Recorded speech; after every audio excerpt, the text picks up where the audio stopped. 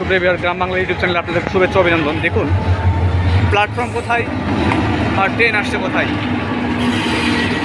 আমি মনে করি এটি সাধারণ যাত্রীদের জন্য ওঠানামার অনেক কষ্ট হয়।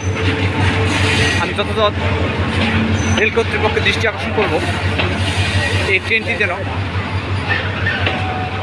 প্ল্যাটফর্মের সাথে লাগানো যে রেল লাইন, এই লাইন দিয়ে যেন আসে।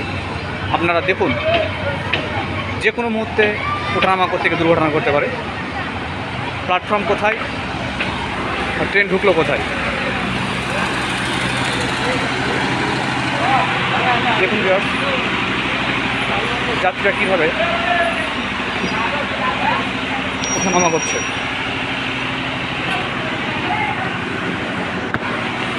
দেখুন গ্রাম বাংলা ইউটিউব চ্যানেলে আপনাদের শুভেচ্ছা অভিনন্দন। আপনারা একটু আপনাদের কাছে বিনীতভাবে অনুরোধ করবো, প্লিজ চ্যানেলটি সাবস্ক্রাইব করে দেবেন। বা এই যে এই ট্রেন দূরে থাকাতে সমস্যা না ওঠানামা করতে আপনাদের, এই সমস্যা হচ্ছে এটা।